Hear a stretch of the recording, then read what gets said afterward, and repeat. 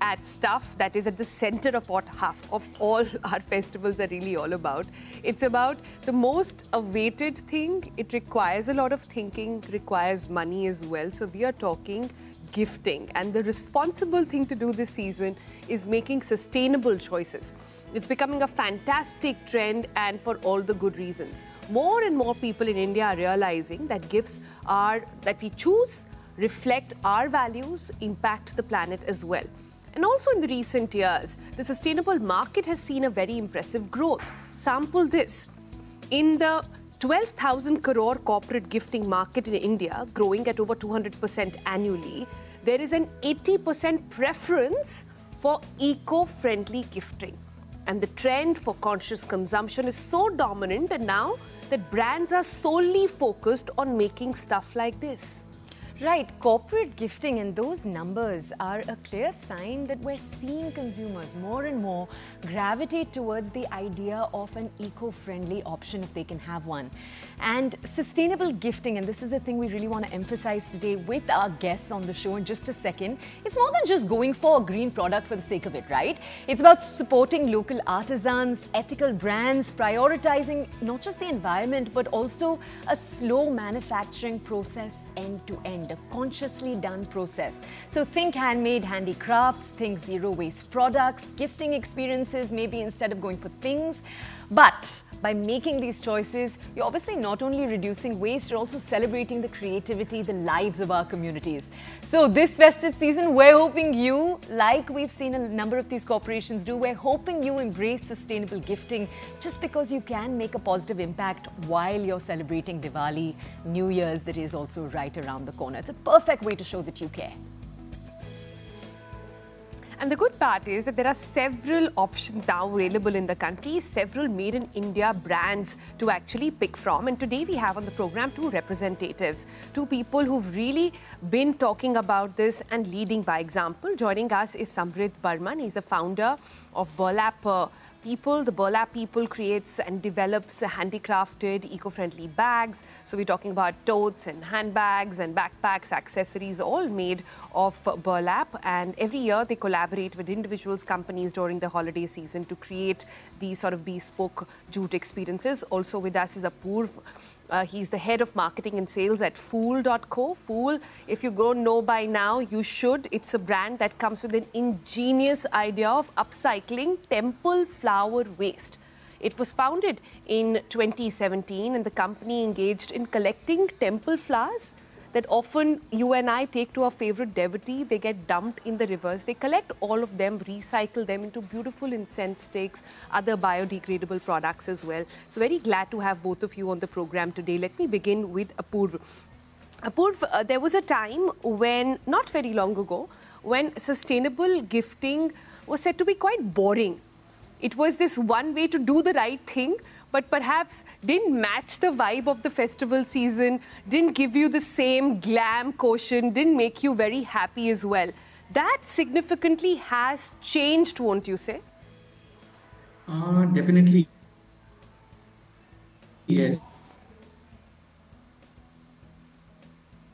Okay, we'll look to re-establish that connection with Apurv. Apurv, we're losing you a little bit. Do we want to see if we still have the connection and if it's stable? Yeah. Yeah. Is this better? Yes, it seems like it's better. Go ahead. Perfect. Yeah, go ahead. So way back in 2019, when we started out, we did our first Diwali gifting in 2019, and the only thought that we had was, let's try if people would accept our products as gifts. And then we did a market study. The first thing that we realized was that if we really have to give out a sustainable gift, it has to be a gift first and sustainable later. What I mean by that is that it should look like a gift. It should feel like a gift. It should, the entire aesthetic of it should be something that a person would be very happy to, give. And usually what happens with gifting is the buyer is not the user of the product. It's someone else. So there has to be a perceived value attached along with it. So I think we invested a lot in the design and aesthetic and all of those things.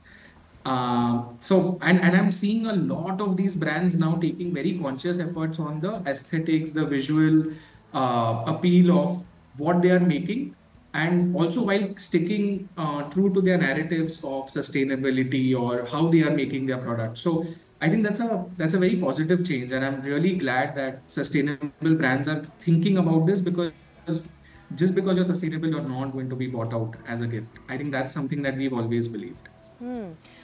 Okay, Apurv, let's take those learnings. Let's go over now to the Burlap People. We'll go over to Samriddh. And it's interesting, let me tell our viewers, you both have actually worked together in the sense that you've collaborated before on gift hampers, for example, for Diwali.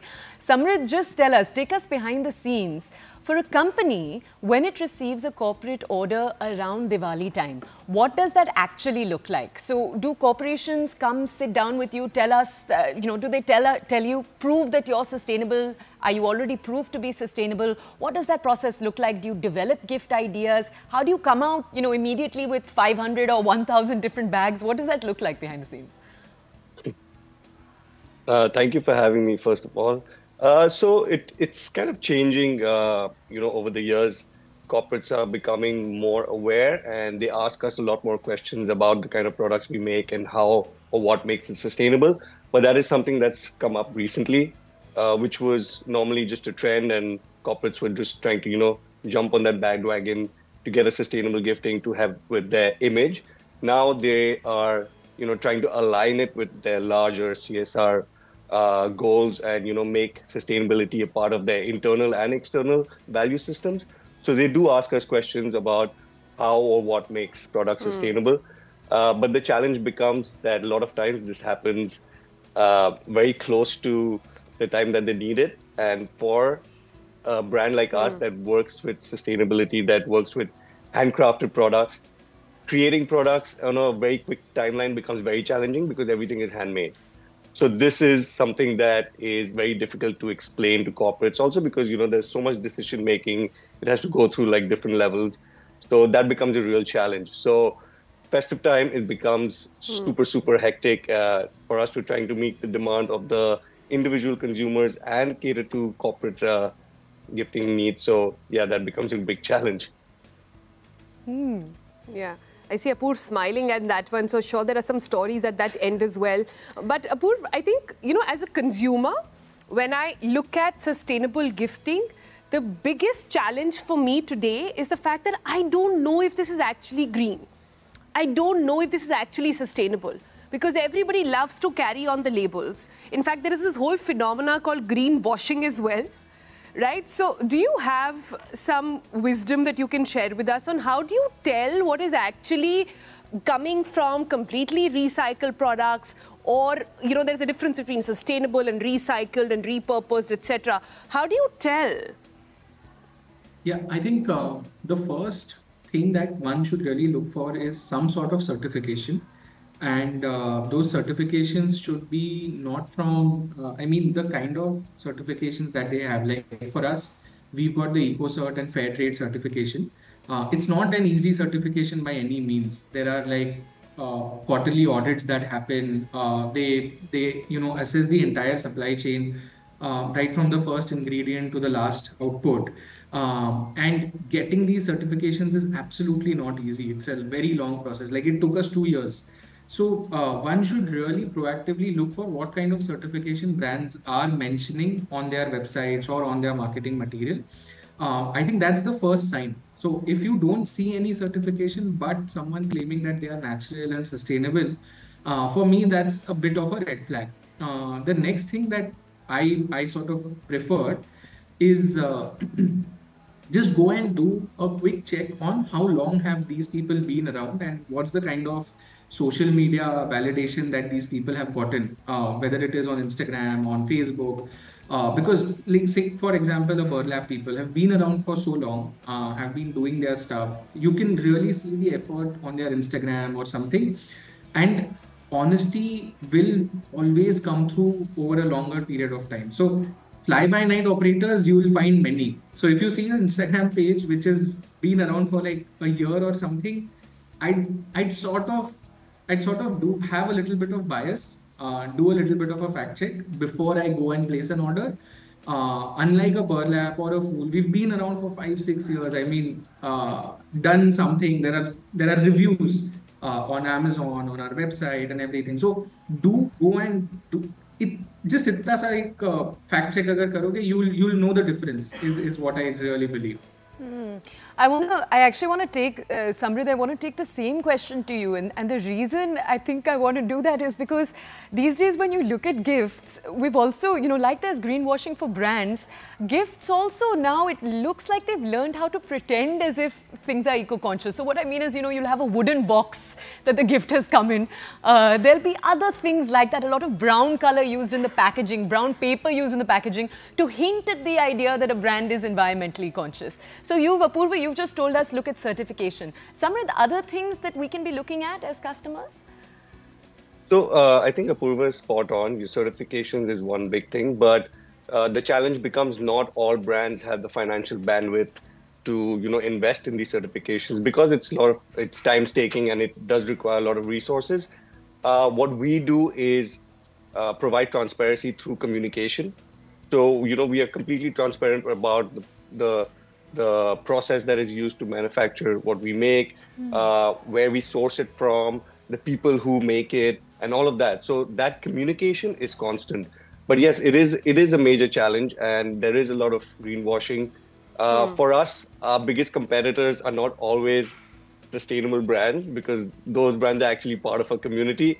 It is brands that claim to be sustainable, but really not. And it is very challenging for a consumer to really figure out, whether something is genuinely sustainable or not.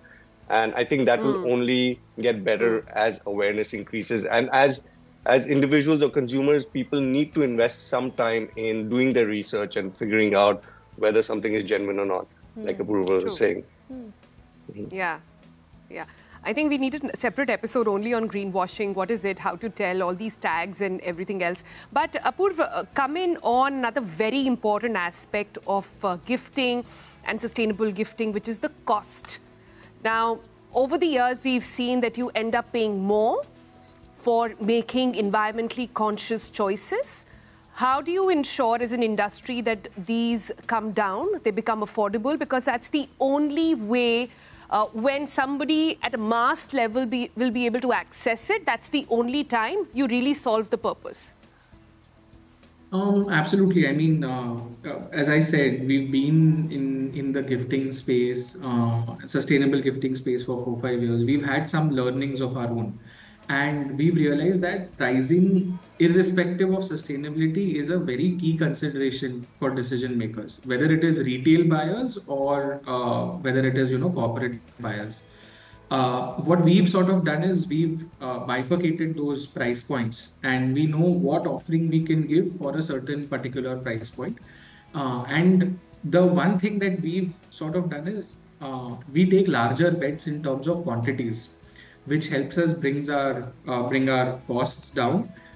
That's one thing. And also our team essentially does, in my opinion, a decent job in communicating the value or the premium that we are sort of delivering, whether it is in the form of packaging or the aesthetic, whether it is in the form of the inclusions that go inside of it, or whether it is the overall experience, along with a little bit of, I would say some sort of nice personal touches that we give inside the packaging, whether it is like a personal note, whether it is telling the story of the artisans behind it, etc. I think that's how we are able to bridge the gap of the price and the perceived value. So I feel that definitely is a challenge. And as an industry, we are not there yet in terms of figuring out the exact pricing mix so that we can go like absolutely on a mass level. But I think as we scale, we will be able to figure those things out as well. And the industry also will be much more accepting of, say, a 20-30% premium on regular gifting options. Simply because the product has taken a lot of time to make, has taken a lot of effort to make. And it's not just sustainable. I honestly don't like the word sustainable purely because because it's sustainable, you have to pay a 30-40%. No, it's because it took a lot of time. It's because it wasn't easy to make. And that's why we are asking you an additional cost and nothing more than that. And I just wanted to highlight though for our audiences that when we were reading and researching about both of your companies, one of the loveliest things was to discover just how caring you are for the people who are working on your products. The fact that you've really thought through that slow process for the people who are manufacturing it themselves. You know, it's a process where you give them time, you allow them to work on one product at a time. We'd like to thank both of you for joining us. We've actually unfortunately run out of time. A happy Diwali to both of you, Apurv, Samriddh. Thank you for joining us. Okay, we're going to take you, our audiences now. We hope we've gotten the cogs in your head sort of started turning on the idea of how to gift and how to give sustainably. Let's take you right now though to stories that are